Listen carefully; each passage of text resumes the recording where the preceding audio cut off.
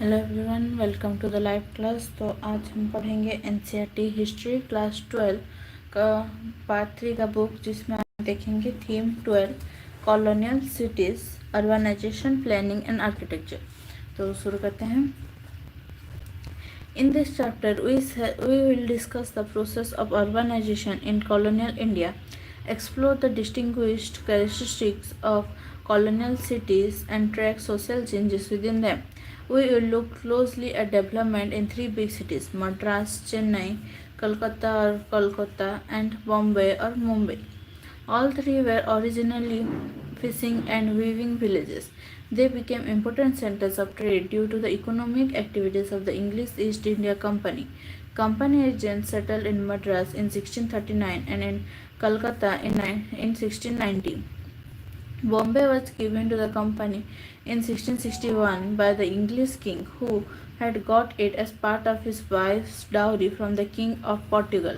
The company established trading and administrative offices in each of these settlements. By the middle of the 19th century, these settlements had become big cities from where the new rulers controlled the country. Institutions were set up to regulate economic activity and demonstrate the authority of the new rulers. Indians experienced political domination in new ways in these cities. The layouts of Madras, Bombay, and Kolkata were quite different from older Indian towns, and the buildings that were built in these cities bore the marks of their colonial origin. What do buildings express, and what can architecture convey? This is a question that students of history need to ask. Remember that architecture helps in giving ideas a shape in stone, brick, wood, or plaster. From the bungalow of the government officer, the palatial house of the rich merchant, to the humble hut of the laborer, buildings reflect social relations and identities in many ways. Towns and cities in pre-colonial times. Before we explore the growth of cities in the colonial period, let us look at urban centers during the centuries preceding British rule.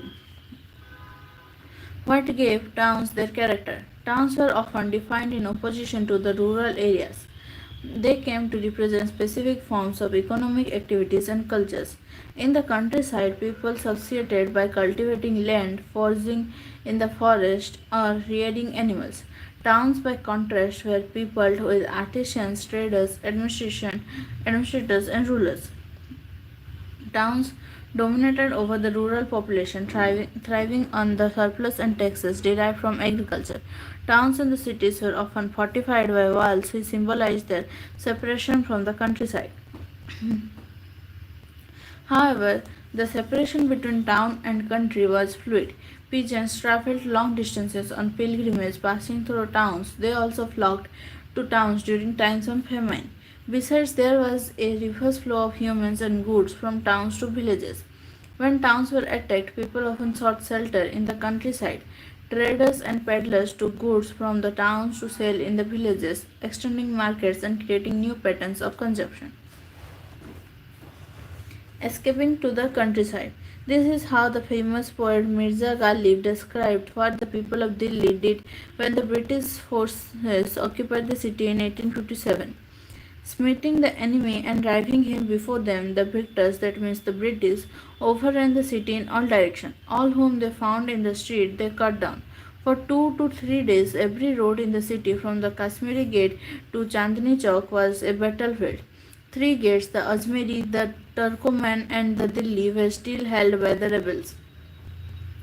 At the naked spectacle of this vengeful wrath and malevolent hatred, the color fled from men's faces, and a vast concourse of men and women took to precipitate flight through these three gates, seeking the little villages and shrines outside the city. They drew breath to wait until such time as might favor their return.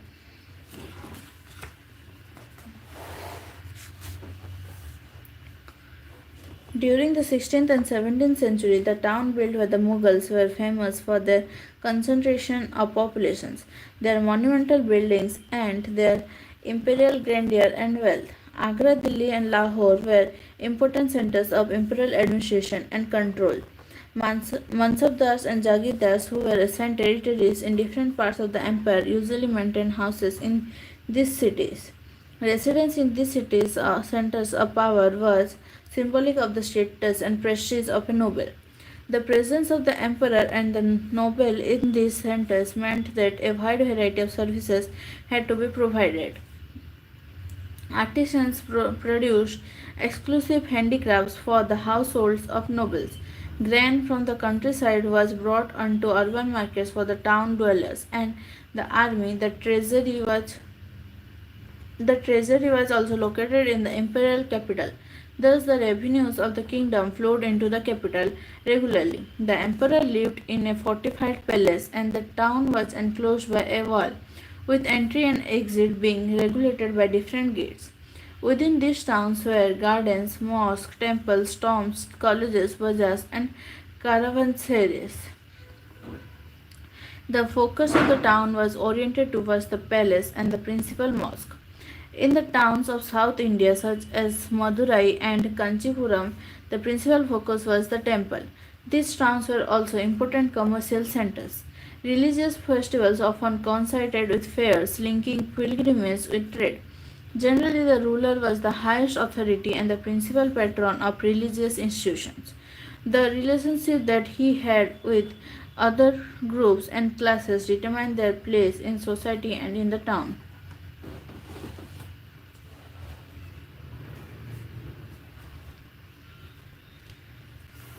Medieval towns were places where everybody was expected to know their position in the social order, dominated by the ruling elite. In North India, maintaining this order was the work of the imperial officer called the Kotwal, who oversaw the internal affairs and policing of the town. The Kotwal of Delhi. Did you know that the first Prime Minister of India, Jawaharlal Nehru's grandfather Gangadhar Nehru, was the Kotwal of Delhi before the revolt of 1857? Read Jawaharlal Nehru autobiography for more detail. Changes in the 18th century. All this started changing in the 18th century with political and commercial realignments. Old towns went into decline and new towns developed. The gradual erosion of Mughal power led to the demise of towns associated with their rule. The Mughal capitals Delhi and Agra lost their political authority. The growth of new regional powers was reflected in the increasing importance of regional capitals Lucknow, Hyderabad, Seringapatam, Pune, present-day Pune, Nagpur, Baroda, present-day Vadodara, and Tanjore, present-day Tanjavur. Traders, administrators, artisans, and others migrated from the old Mughal centers to these new capitals in search of work and patronage. Continuous warfare between the new kingdoms meant that mercenaries too found ready employment there. Some local notables and officials associated with Mughal rule in North India also used this opportunity to create new urban settlements such as the Kasbah and Ganj. However, the effects of the political decentralization were uneven. In some places, there was renewed economic activity, in other places, war, plunder, and political uncertainty led to economic decline. Kasbah is a small town in the countryside, often the seat of a local notable. Ganj refers to small fixed market. Both Kasbah and Ganj dealt in cloth, fruit, vegetables, and milk products. They provided for noble families and the army. Changes in the networks of trade were reflected in the history of urban centers. The European commercial companies had set up base in different places early during the Mughal era. The Portuguese in Panaji in 1510, the Dutch in Mausoleum in 1605, the British in Madras in 1639, and the French in Pondicherry, present-day Puducherry, in 1673. With the expansion of commercial activity, town grew around these trading centers. By the end of the 18th century, the land-based empires in Asia were replaced by the powerful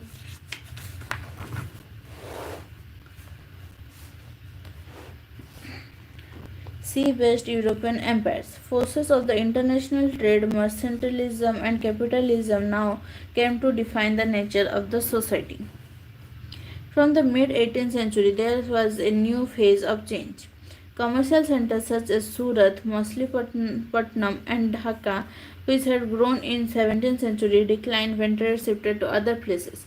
As the British gradually acquired political control over after the Battle of Plassey in 1757, and the trade of the English East India Company expanded. Colonial port cities such as Madras, Calcutta, and Bombay rapidly emerged as the new economic capitals.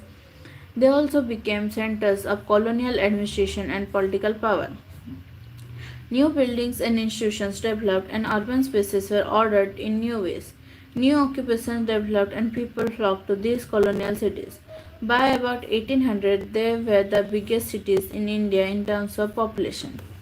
Names of cities: Madras, Bombay, and Calcutta were the anglicized names of villages where the British first set up trading posts. They are now known as Chennai, Mumbai, and Calcutta, respectively. Finding out about colonial cities, colonial records, and urban history. Colonial rule was based on the production of enormous amounts of data. The British kept detailed records of their trading activities in order to regulate their commercial affairs. To keep track of life in the growing cities, they carried out regular surveys, gathered statistical data, and published various official reports. From the early years, the colonial government was keen on mapping. It felt that good maps were necessary to understand the landscape and know the topography. This knowledge would allow better control over the region. When towns began to grow, maps were prepared not only to plan the development of these towns but also to develop commerce and consolidate power. The town maps give information regarding the location of hills, rivers, and vegetation, all important for planning structures for defense purposes. They also show the location of ghats, density and quality of houses, and alignments of roads used to gauge commercial possibilities and plan strategies of taxation. From the late 19th century, the British tried to raise money for administrating towns through the systematic annual collection of municipal taxes. To avoid conflict, they handed over some responsibilities to elected Indian representatives. Institutions like the municipal corporation with some popular representation were meant to administer essential services such as water supply, sewage, road, building, and public health. The activities of municipal corporation in turn generated a whole new set of records maintained in municipal record rooms. The growth of cities was monitored through regular head counts. By the mid 19th century, several local censuses had been carried out in different regions. The first All India census was attempted in 1872. Thereafter, from 1881, decennial conducted every 10 years, censuses became a regular feature. This collection of data is an invaluable source for studying urbanization in India. When we look at these reports, it appears that we have hard data to measure historical change. The endless pages of tables on disease and death, or the enumeration of people according to their age, sex, caste, and occupation, provide a vast mass of figures that creates an illusion of concreteness. Historians have, however, found that the figures can be misleading.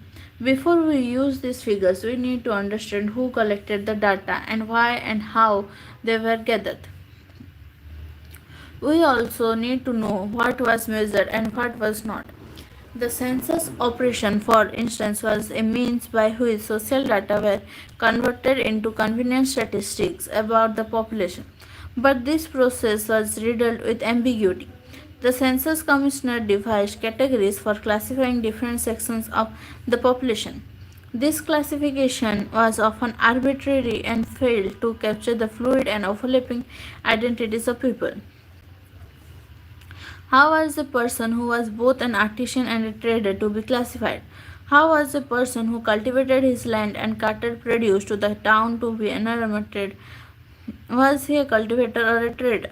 Often people themselves refused to cooperate or gave evasive answers to the census officials.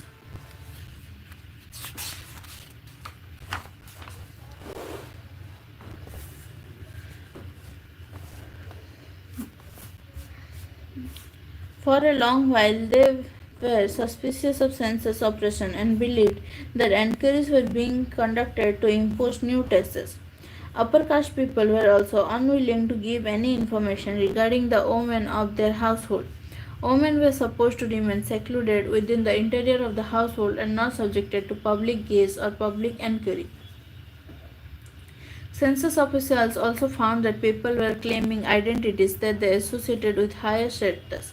For instance, there were people in towns who were hawkers and were selling small articles during some seasons, while in other seasons they earned their livelihood through manual labor.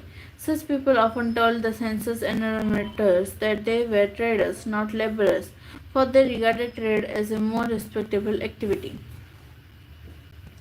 Similarly, the figures of mortality and disease were difficult to collect, for all deaths were not registered and illness was not always reported, not treated by licensed doctors. How then could cases of illness or death be accurately calculated? Thus, historians have to use sources like the census with great caution, keeping in mind their possible biases, recalculating figures, and understanding what the figures do not tell.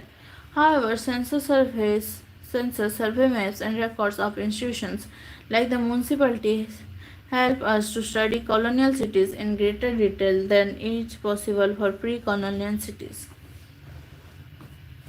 What maps reveal and conceal? The development of survey methods, accurate scientific instruments, and British imperial needs meant that maps were prepared with great care. The Survey of India was established in 1878. While the maps that were prepared gave us a lot of information, they also reflect the bias of the British rulers. Last settlements of the poor in towns went unmarked on maps because they seemed unimportant to the rulers. As a result, it was assumed that these blank spaces on the map were available for other development schemes. When these schemes were undertaken, the poor were evicted. Trends of change. A careful study of censuses reveals some fascinating trends. After 1800, urbanization in India was sluggish.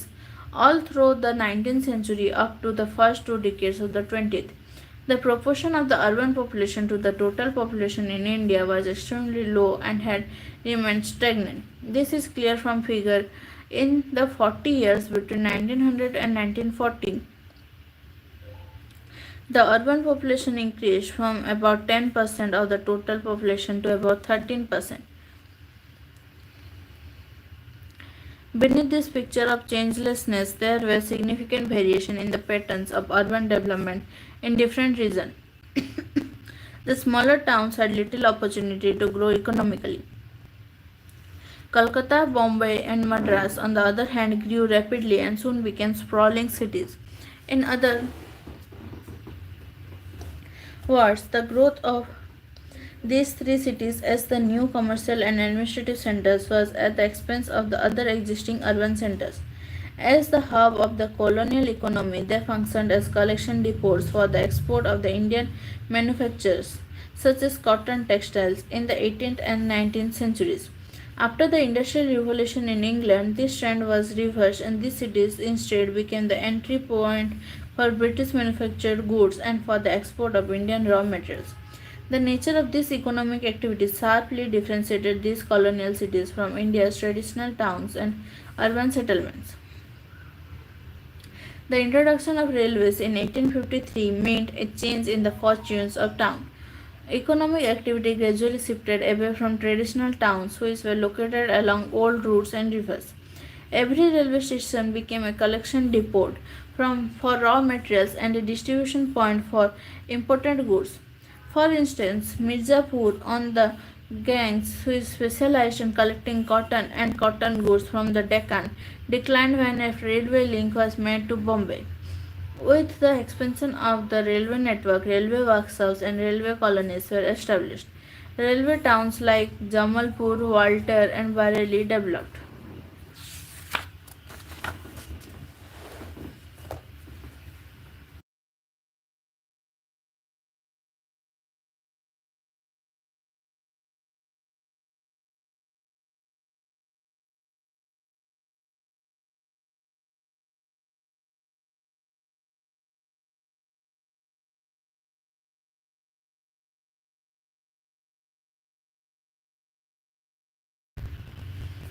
What were the new towns like?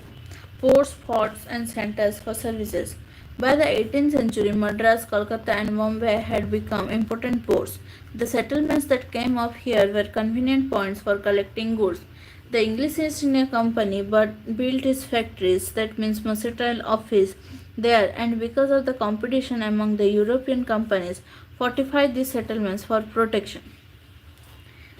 In Madras, Fort St. George; in Calcutta, Fort William; and in Bombay, the fort marked out the areas of British settlement.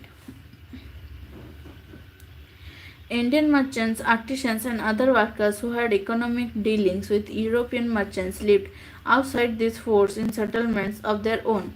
Thus, from the beginning, there were separate quarters for Europeans and Indians, which came to be labeled in contemporary writings as the White Town and Black Town, respectively. Once the British captured political powers, these racial distinctions became sharper. From the mid 19th century, the expanding network of railways linked these cities to the rest of the country. As a result, the hinterland, the countryside from where raw materials and labor were drawn, became more closely linked to these port cities. Since raw material was transported to these cities for export and there was plentiful cheap labor available, it was convenient to set up modern factories there. After the 1850s, cotton mills were set up by Indian merchants and entrepreneurs in Bombay, and European owned jute mills were established on the outskirts of Calcutta. This was the beginning of the modern industrial development in India. Although Kolkata, Bombay, and Madras supplied raw materials for industry in England and had emerged because of modern economic forces like capitalism, their economies were not primarily based on factory production. The majority of the working population in these cities belong to what economists classify as the tertiary sector. There were only two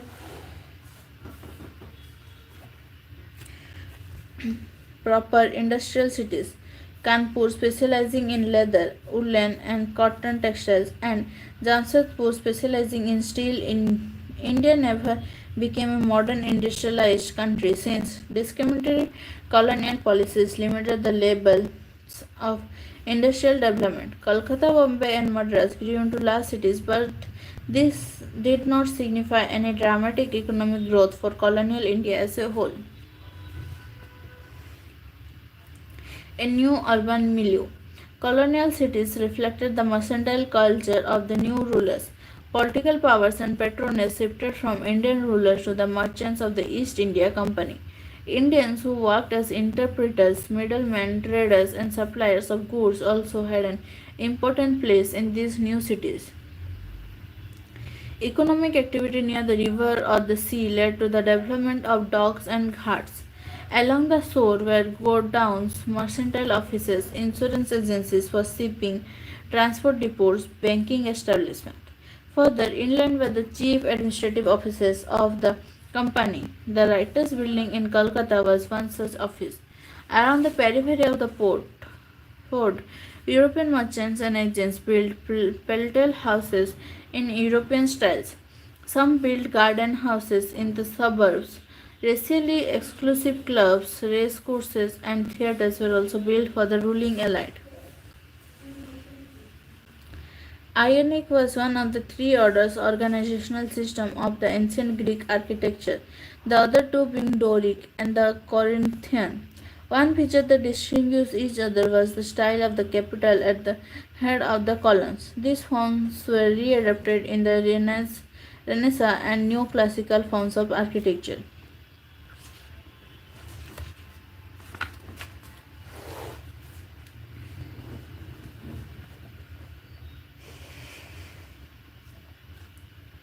The rich Indian agents and middlemen built large traditional courtyard houses in the Black Town in the vicinity of the bazaars. They bought up large tracts of land in the city as future investment. To impress their English master, they threw lavish parties during festivals. They also built temples to establish their status in society. The laboring poor provided a variety of services to the European and Indian masters as cooks, palanquin bearers, coachmen, guards, porters, and construction and dock workers. They lived in makeshift huts in the different parts of the city. The nature of the colonial city changed further in the mid-19th century. After the revolt of 1857, British attitudes in India were shaped by a constant fear of rebellion. They felt that towns needed to be better defended and white people had to live in more secure and segregated enclaves away from the threat of the natives.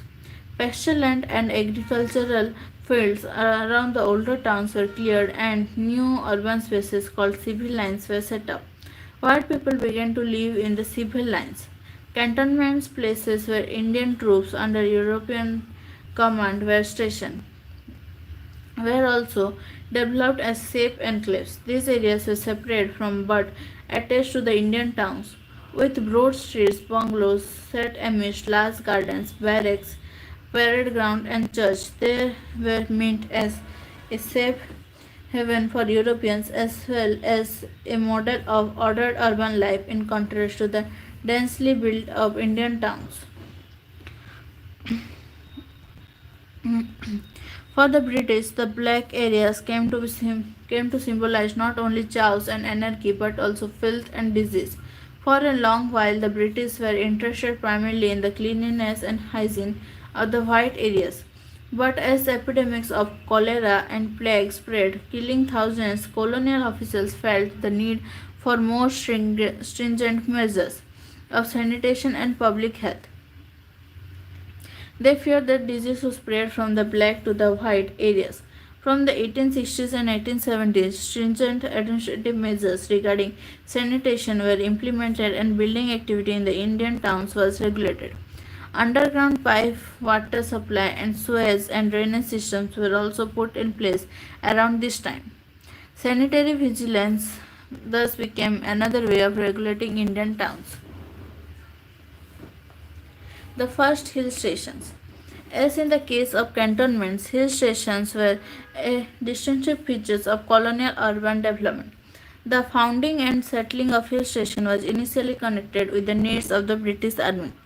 Simla, present day Simla, was founded during the course of the Gurkha War 1815 to 16. The Anglo-Maratha War of 1818 led to British interest in Mount Abu, and Darjeeling was wrested from the rulers of Sikkim in 1835. Hill stations became strategic places for billeting troops, guarding frontiers, and launching campaigns against enemy rulers.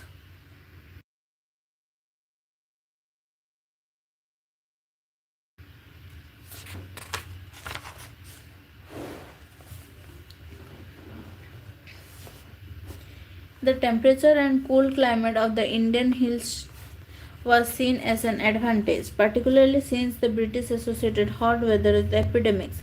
Cholera and malaria were particularly feared, and attempts were made to protect the army from these diseases. The overwhelming presence of the army made this station a new kind of cantonment in the hills. These hill stations were also developed as sanitariums, that means places where soldiers could be sent for rest and recovery from illnesses. Because the hill station approximated the cold climates of Europe, they became an attractive destination for the new rulers. It became a practice of viceroys to move to hill station during the summer months. In 1864, the viceroy John Lawrence officially moved his council to Simla, setting seal to the practice of shifting capitals during the hot season. Simla also became the official residence of the commander-in-chief of the Indian Army.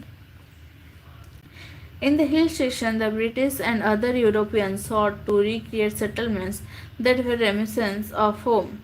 The buildings were deliberately built in the European style. Individual houses followed the pattern of detached villas and cottages set amidst gardens. The Anglican Church and educational institution represented British ideals. Even recreation activities came to be shaped by the British cultural tradition. Thus, social calls, teas, picnics, fairs, races, and visits to theatre became common among colonial officials in the hill station. The introduction of the railways made hill station more accessible to a wide range of people, including Indians. Upper and middle class Indians such as Maharajas, lawyers, and merchants were drawn to this station because they afforded them a close proximity to the ruling British elite. Hill stations were important for the colonial economy.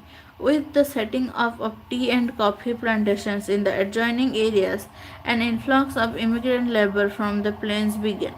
This meant that hill stations no longer remained exclusive racial enclaves for Europeans in India.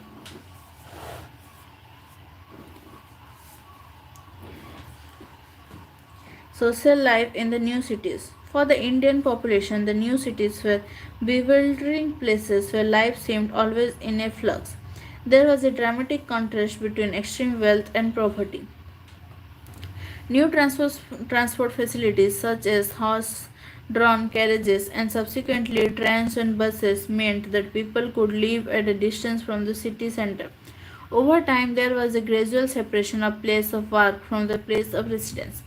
Traveling from home to office or the factory was a completely new kind of experience. Also, though the sense of coherence and familiarity of the old towns was no longer there, the creation of public places, for example, public parks, theatres, and from the 20th century cinema halls, provided exciting new forms of entertainment and social interaction. Within the cities, new social groups were formed, and the old identities of people were no longer important. All classes of peoples were migrating to the big cities. There was an increasing demand for clerks, teachers, lawyers, doctors, engineers, and accountants. As a result, the middle classes increased. They had access to new educational institutions such as schools, colleges, and libraries. As educated people, they could put forward their opinions on society and government in newspapers, journals, and public meetings. A new public sphere of debate and discussion emerged. Social customs, norms, and practices came to be questioned.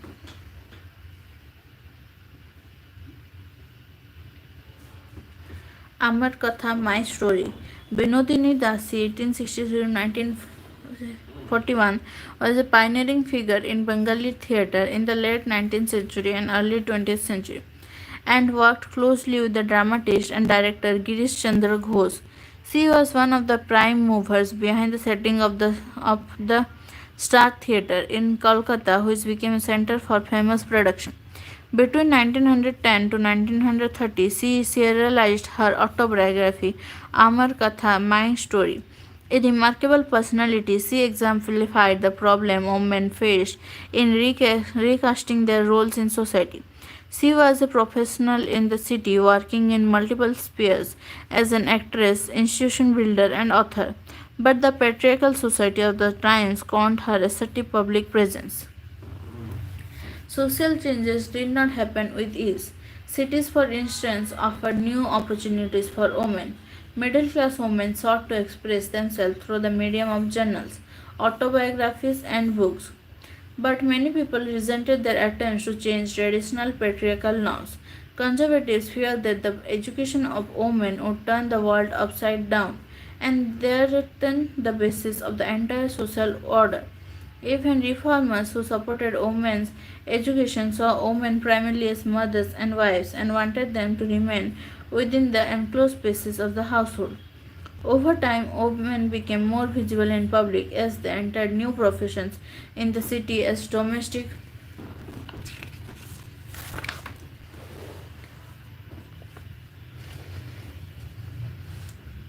and factory workers, teachers, and theatre and film actresses. But for a long time, women who moved out of the household into public spaces remained the objects of social censor. Another new class within the cities was the laboring poor or the working class. Paupers from rural areas flocked to the cities in the hope of employment. Some saw cities as places of opportunity. Others were attracted by the allure of a different way of life, by the desire to see things they had never seen before. To minimize costs of living in the city, most male migrants left their families behind in their village homes. Life in the city was a struggle.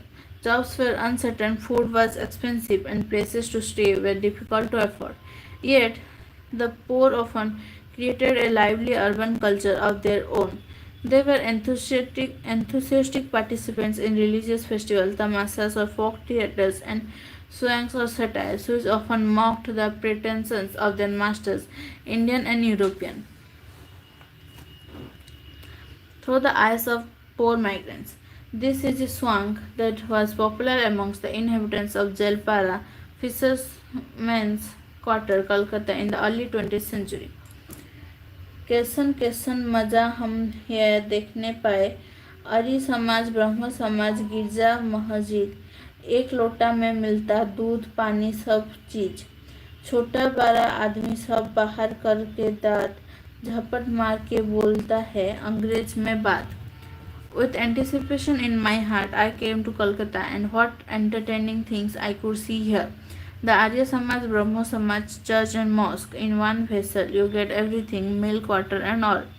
All men, big and small, show their teeth, and with a flourish they speak in English.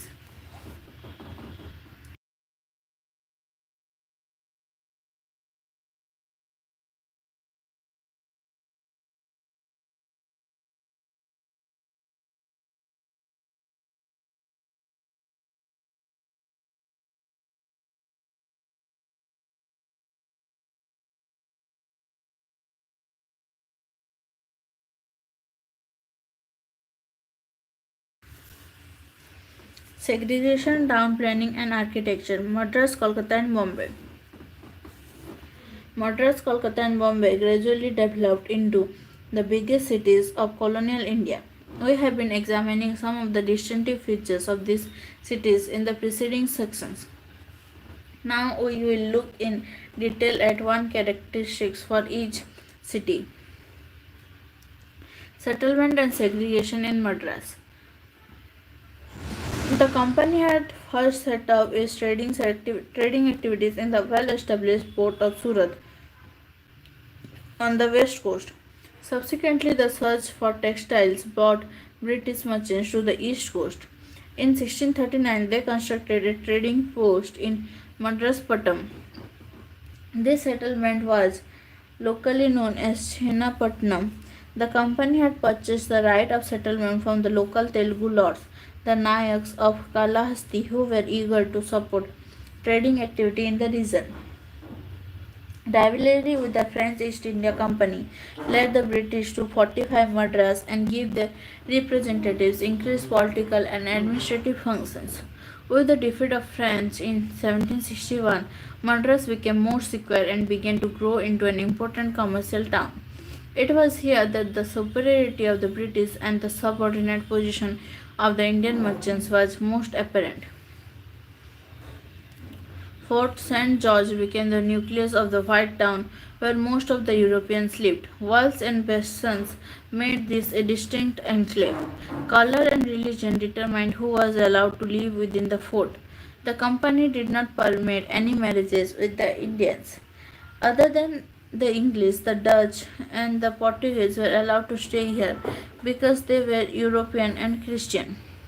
The administrative and judicial system also favored the white population.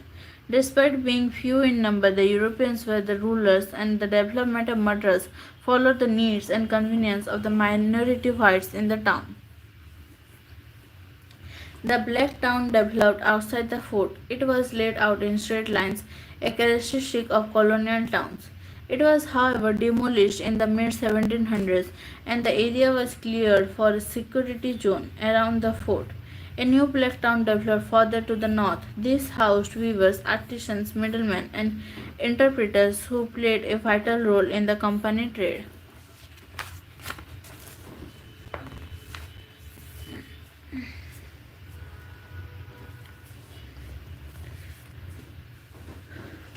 The new black town resembled traditional Indian towns with living quarters built around its own temple and bazaar. On the narrow lanes that crisscrossed the township, there were distinct caste-specific neighborhoods.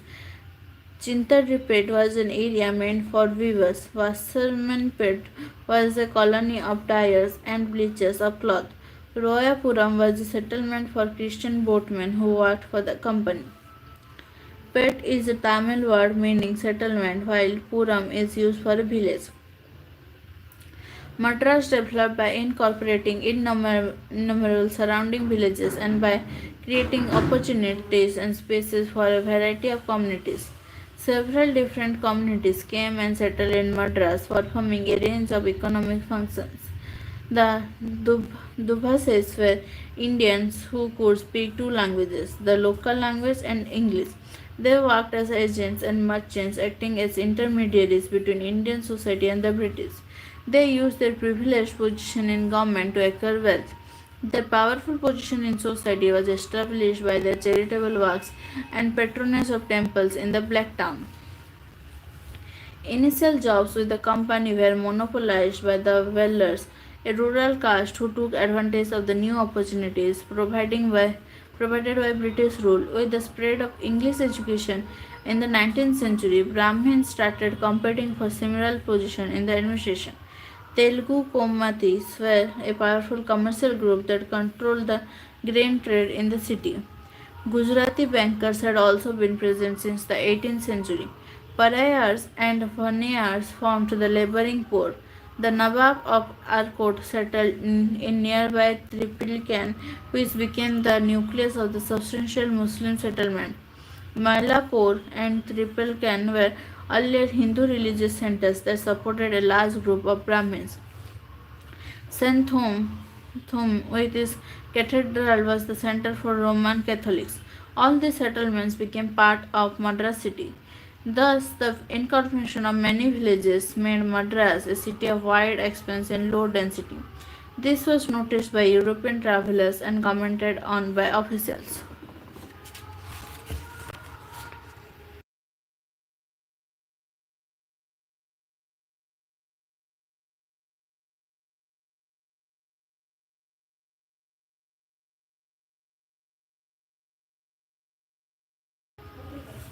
As the British consolidated their power, resident Europeans began to move out of the fort.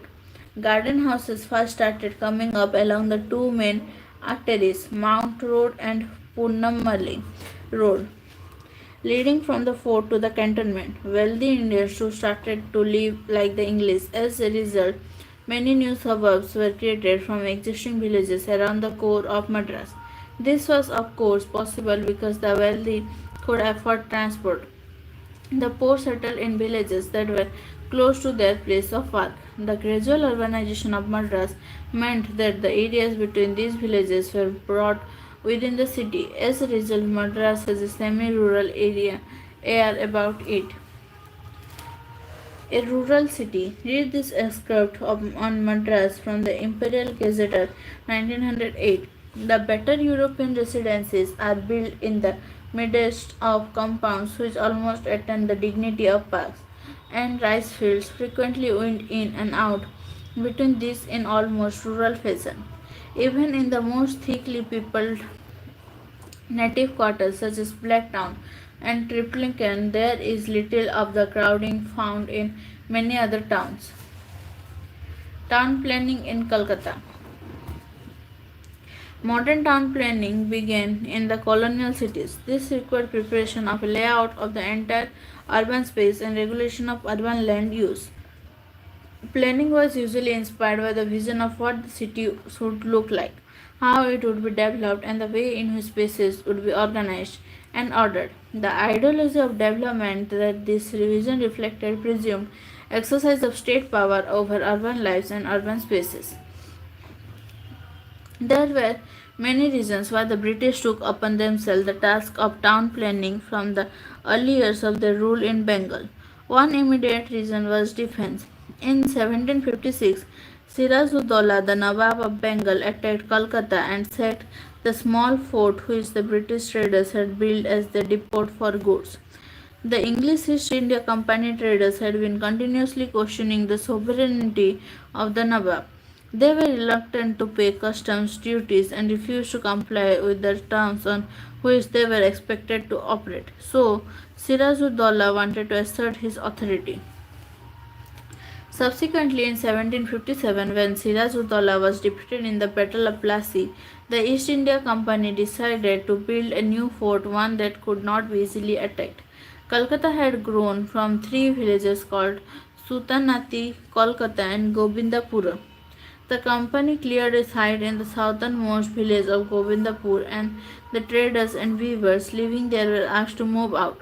Around the new Fort William, they left a vast open space which came to be locally known as the Maidan or Gerar Mud. This was done so that there would be no obstructions to a straight line of fire from the fort against an advancing enemy army. Once the British became more confident about their permanent presence in Kolkata, they started moving out of the fort and building residences along the periphery of the Maidan. That was how the English settlement in Kolkata gradually started taking shape. The vast open space around the fort, which still exists, became a landmark, Kolkata's first significant town planning measure. The line of fire. Interestingly, the pattern device for Kolkata was replicated in many other towns. During the revolt of 1857, many towns became rebel strongholds. After their victory, the British proceeded to make these places safe for themselves. In Delhi, for instance, they took over the Red Fort and stationed an army there. Then they destroyed buildings close to the fort, creating a substantial empty space between the Indian neighborhoods and the fort. The logic was the same as in Kolkata 100 years ago. A direct line of fire was considered essential just in case the town rose up against Firangi Raj once again. The history of town planning in Kolkata of course did not end with the building of Fort William and the Maidan. In 1798, Lord Wellesley became the Governor General. He built a massive palace, government house, for himself in Kolkata, a building that was expected to convey the authority of the British. He became concerned about the condition of the Indian part of the city, the crowding, the excessive vegetation, the dirty tanks, the smells, and poor drainage.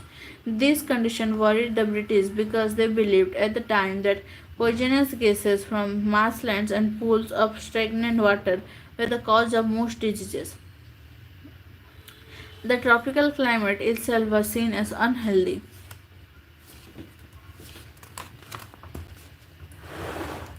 and enervating. Creating open places in the city was one way of making the city healthier. Wellesley wrote a minute and administrative order in 1803 on the need for town planning and set up various committees for the purpose. Many bazaars, ghats, burial grounds, and tanneries were cleared or removed. From them, on the notion of public health became an idea that was proclaimed in projects of town clearance and town planning.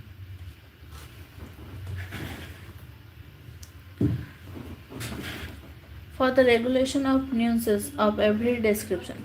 By the early 19th century, the British felt that permanent and public rules had to be formulated for regulating all aspects of social life.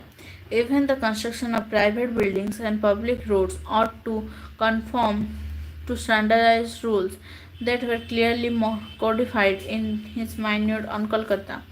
Wellesley wrote, "It is primary duty of government to provide for health, safety, and convenience of the inhabitants of this great town by establishing a comprehensive system for the improvement of roads, streets, public drains, and water courses, and by fixing permanent rules for the construction and distribution of the houses and public edifices, and for the regulation of nuisances of every description." After Wellesley's departure, the work of town planning was carried on by the Lottery Committee with the help of the government. The Lottery Committee was so named because funds for town improvement were raised through public lotteries. In other words, in the early decades of the 19th century, raising funds for the city was still thought to be the responsibility of public minded citizens and not exclusively that of the government. The Lottery Committee commissioned a new map of the city so as to get a comprehensive picture of Kolkata. Among the committee's major activities was road building in the Indian part of the city and clearing the river bank of encroachments. In its strives to make the Indian areas of Kolkata cleaner, the committee removed many huts and displaced the laboring poor who were now pushed to the outskirts of Kolkata. The threat of epidemics gave a further impetus to town planning in the next few decades. Cholera started spreading from 1817 and in 1896 plague made its appearance. The cause of these diseases had not yet been established firmly by medical science. The government proceeded on the basis of the accepted theory of the time that there was a direct correlation between living condition and the spread of disease. Such views were supported by the prominent Indian merchants in the city such as Dwarkanath Tagore and Rustomji Kawasji, who felt that Kolkata needed to be made more healthy. Densely built up areas were seen as insanitary since they obstructed direct sunlight and circulation of air. That was why working people's huts or bastis became the target of demolition. The poor in the city, workers, hawkers, artisans, porters, and the unemployed were once again forced to move to distant parts of the cities. Frequent fires also led to stricter building regulation. For instance, thatched huts were banned in 1836 and tiled roofs made mandatory. Basti in Bengali and Hindi originally meant neighborhood or settlement. However, the British narrowed the sense of the word to mean makeshift huts built by poor. In the late 19th century, bastis and insanitary slums became synonymous in British records.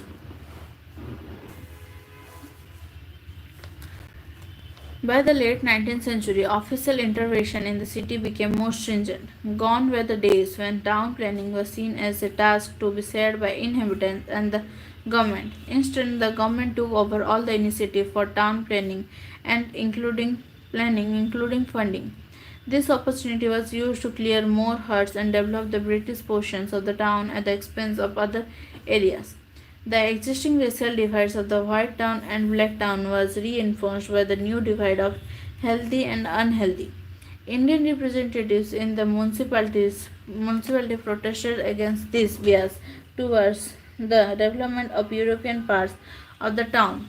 Public protests against these government policies strengthened the feeling of anti-colonialism and nationalism among Indians.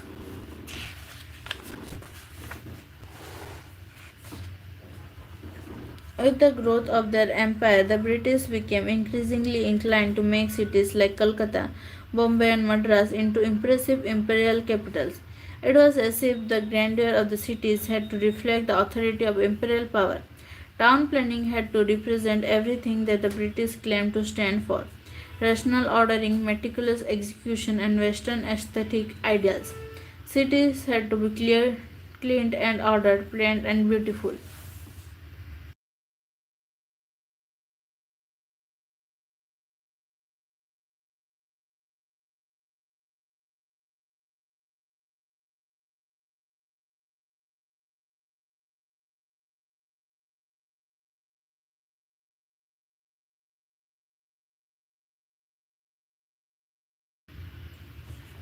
Architecture in Bombay.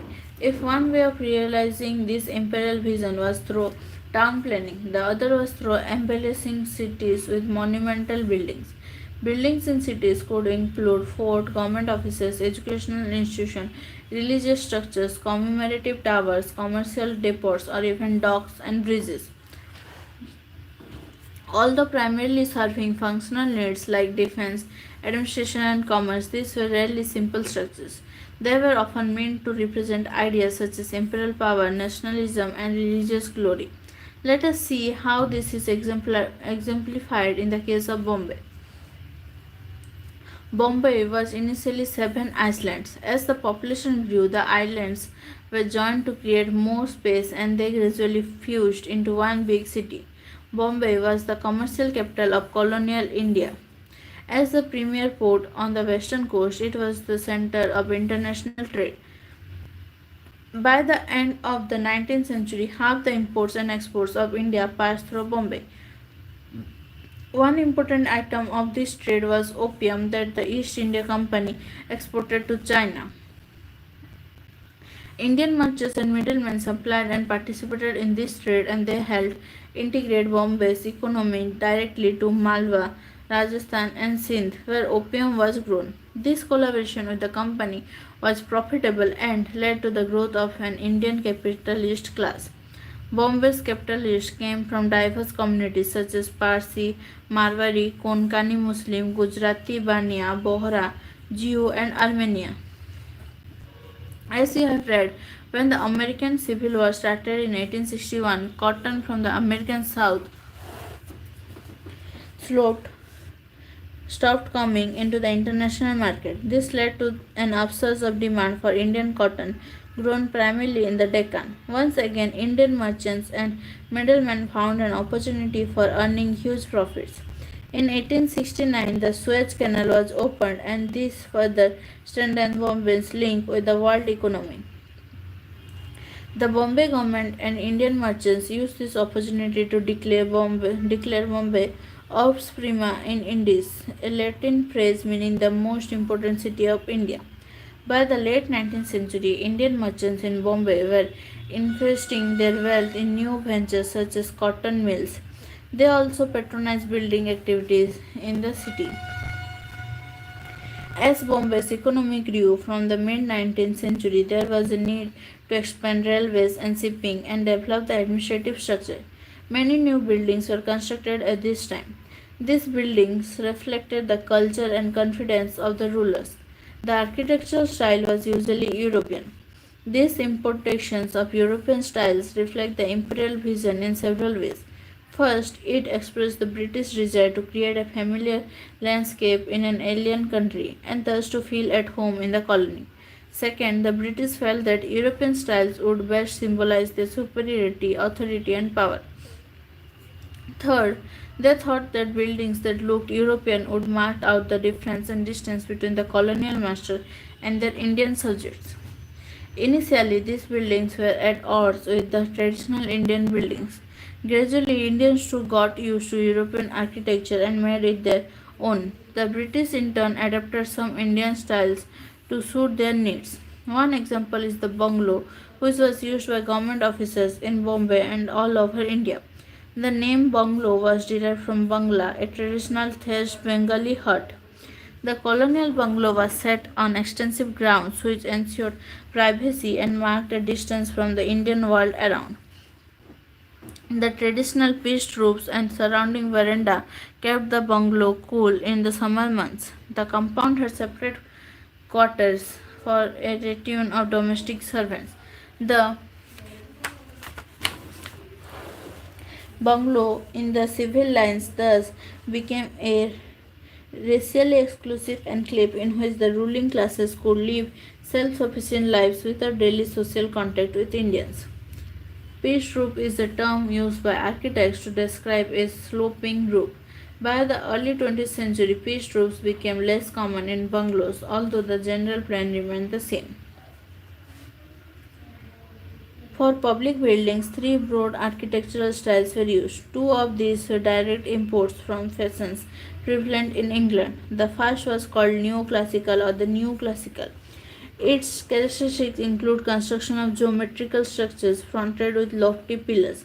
It was derived from a style that was originally typical of buildings in ancient Rome and was subsequently revived, readapted, and made popular during the European Renaissance.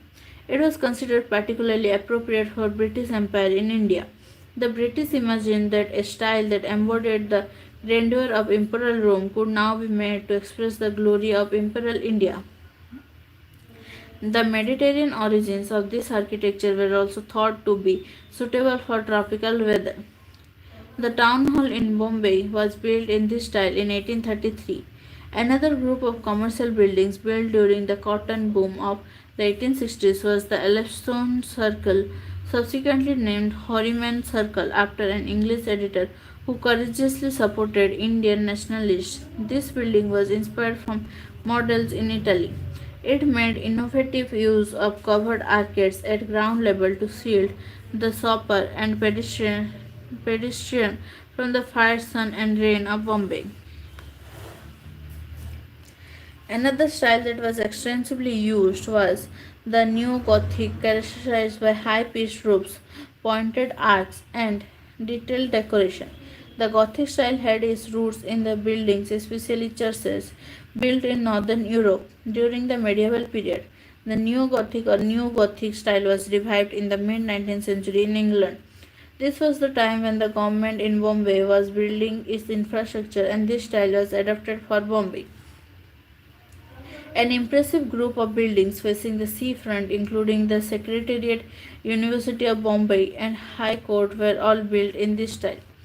Indians gave money for some of these buildings. The University Hall was made with money donated by Sir Kawasji Jehangir Reddy Moni, a rich Parsi merchant. The University Library Clock Tower was similarly funded by the banker Premchand Roy Chand and was named after his mother as Rajabai Tower. Indian merchants were happy to adopt the new Gothic style since they believed that building styles, like many ideas brought it by the English, were progressive and would help make Bombay into a modern city.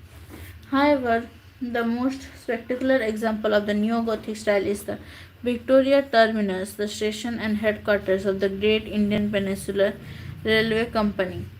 The British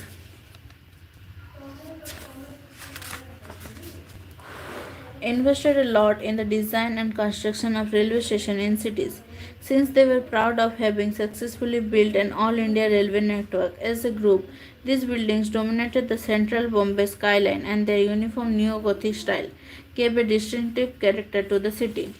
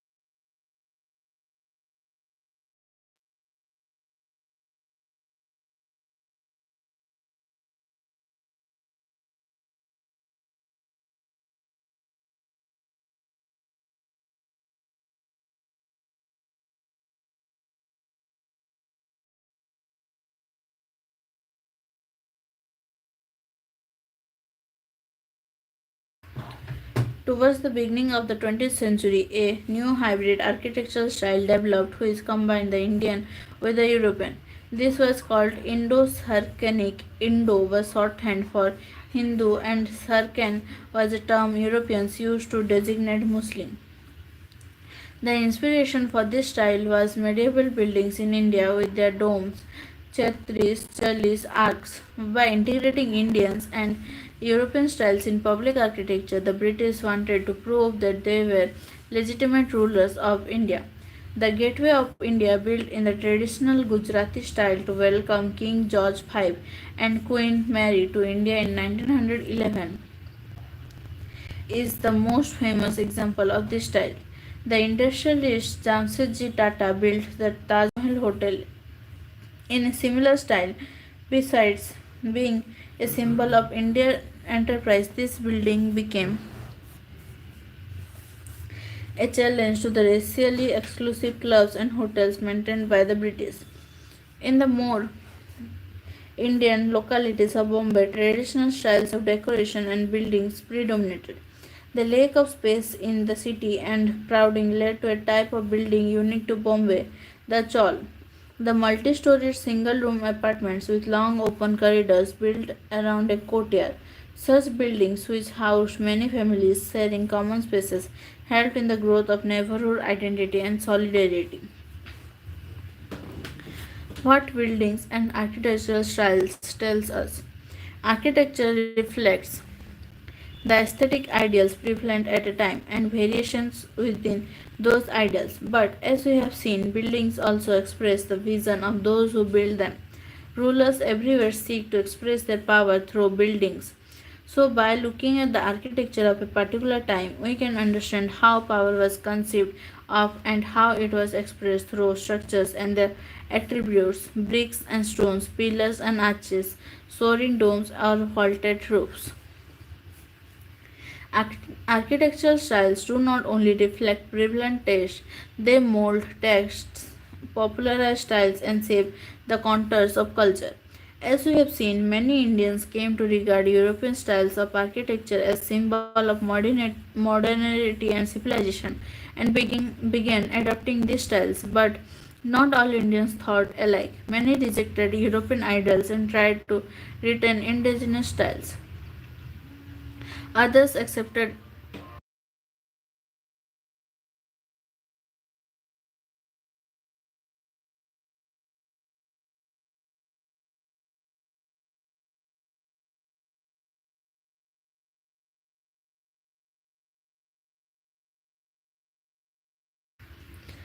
Others accepted certain elements from the West that they saw as modern. Regional and national states that were different from the colonial ideal. Styles thus changed and developed through wider processes of cultural conflict. By looking at architecture, therefore, we can also understand the variety of forms in which cultural conflicts unfolded and political conflicts between the imperial and the national and the regional local were played out.